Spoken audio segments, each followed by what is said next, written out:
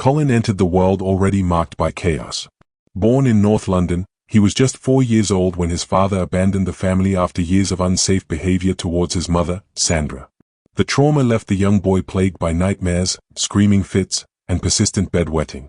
Isolated and friendless, Colin skipped school to ride buses alone through the city streets, seeking escape in motion rather than connection. At age 12, he was essayed by a bus driver, an assault that deepened his fractured existence. By his mid-teens, Colin's inner darkness began to surface in crimes against younger boys. At 15, he was convicted of essaying a 14-year-old and was placed under a 2-year supervision order by the authorities. 6 months later came a suspended sentence for assaulting an 11-year-old. 3 years after that, probation for taking and essaying another 14-year-old boy. Around the same time, he dragged a 10-year-old boy into a lift in a Finchley Tower block and essayed him, the very lift that would later become the site of his most horrific act. In December 1991, at around 19, Colin was sentenced to 3.5 years for essaying and falsely imprisoning an 8-year-old boy on a South London housing estate. He lured the child into a flat and restricted the boy's airway until he lost consciousness, then fled. The pattern was unmistakable: grooming, isolation, and restricting airways to silence screams. A psychiatrist recommended Broadmoor High Security Hospital, and his lawyer warned he was dangerous and would unalive if released. Yet Broadmoor rejected him as not dangerous enough. While serving this sentence, his mother discovered hidden letters in which Colin fantasized in chilling detail about taking boys on buses, restricting their airways until they passed away, hiding their bodies, and riding the night away. Sandra slipped the writings into a cupboard, perhaps hoping they would stay buried. Colin was paroled in April 1993. He moved back in with his mother in the Norfolk Close Tower block in East Finchley.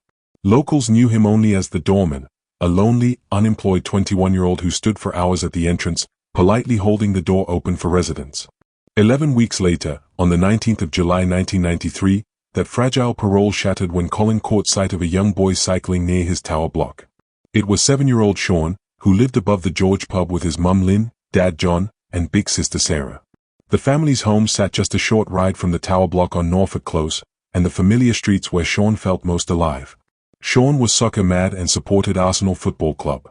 That summer, the Gunners had lifted the FA Cup, and Sean could reel off every player's name like a proud commentator: Seaman, Dixon, Linehan, Adams, Winterburn, Merson, Davis, Jensen, Campbell, Wright, and the rest. He wore his red and white scarf with swagger, even on the hottest days, dreaming of one day standing on the terraces at Highbury himself. But more than anything, Sean loved his BMX bike. It was his ticket to freedom. On bright afternoons he would pedal furiously around the neighborhood, wheels humming on the pavement, wind rushing past his ears.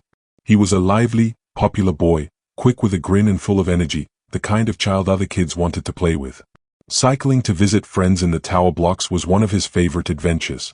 The world felt big and safe from the saddle of that bike. Monday, the 19th of July started like any other summer day. Sean climbed onto his BMX, legs pumping with excitement. He was heading to see a mate in Norfolk Close, just a quick ride, nothing more. The sun glinted off the chrome of his handlebars as he disappeared around the corner, a small figure full of life and possibility. That was the last time the streets of East Finchley saw Sean riding free. Colin had spotted him and lured Sean into his mother's flat under the pretense of looking for another child. Inside the bedroom, Colin essayed Sean. When the terrified boy tried to reach the window to shout for help, Colin panicked. He grabbed Sean and constricted his airway until he passed away, exactly as he had done, non-fatally, before. He then wrapped the small body in 2 bin bags, taped them shut, and carried it to the lift, the same lift where he had essayed the 10-year-old years earlier. He left Sean's body there for a postman to discover. Police were called immediately and Colin was arrested quickly. He confessed in detail but claimed it was accidental panic. "I did not expect to unalive him," he told officers. "I thought it would be the same as the other offenses, but then it just got out of hand." He denied deriving further adult gratification from Sean's passing. As Colin sat in a cell awaiting his fate, hundreds of people came to say goodbye to Sean at Holy Trinity Church in East Finchley. His coffin was carried in solemn procession along Park Road, past his school and the places he had known so well. Arsenal players, Ray Parlour, Neil Heaney, Ian Selly, and Mark Flatts, stood quietly among the mourners, paying their respects to a young fan whose love for the club had been pure and bright. Sean never got to see Arsenal lift another trophy. He never grew tall enough to reach the crossbar or old enough to take his sister to a match. But in the memories of those who loved him, He remains exactly as he was that summer, a lively 7-year-old boy with wind in his hair and arsenal on his lips, pedaling happily into an afternoon that should have ended with laughter and stories over tea. At the Old Bailey in January 1994, the court heard evidence of Colin's written fantasies about precisely the kind of criminal act he was accused of. The jury unanimously convicted Colin of unaliving Sean. He smirked in the dock as the verdict was read. On sentencing, Judge Nina Lowry delivered words that would echo through British criminal justice. It is not possible today to envisage when you could be safely released from prison, and as of today life imprisonment should mean what it says. In my judgment, you should never be released back into the community while there remains the slightest danger you will reoffend.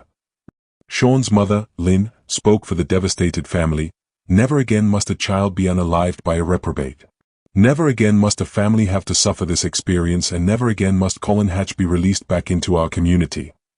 She and her husband, John, also criticized probation services and doctors who had seen Colin more than 40 times in young offender institutions, without recognizing the full extent of his danger. The case triggered a major review of parole and supervision for SA offenders. Colin was sent to serve a whole life sentence in high-security prisons, eventually reaching HMP Full Sutton near York. For 17 years he remained completely isolated. Reports described him as friendless, ostracized even among prisoners, spending his days in solitary emotional exile. On the 22nd of February 2011, at age 38, Colin's life ended. Damien, a 35-year-old fellow inmate, who had previously attempted to unalive Ian Huntley, and openly told officers he wanted to unalive offenders with convictions against children, was housed near him, despite warnings. Damien isolated Colin in a cell, barricaded the door shut, and constricted his airway with sheets until he passed away. Damien was charged and later convicted of the unaliving of Colin, earning him another life sentence. Colin passed away in the manner he had lived. Alone, rejected, and finally consumed by the very unsafe behavior he had inflicted on the innocent. The story of Colin Hatch is one of systemic failure, personal horror, and a final, grim symmetry. A man who preyed on the vulnerable, released too soon, and was ultimately destroyed in the same manner he had chosen for a 7-year-old boy. Sean never got to grow up. Colin never got to walk free again. And in the end, even prison could not protect him from the consequences of a life built on predation. If you'd like to know why Damien Fowkes and Ian Huntley were in prison, please take a look at my other videos.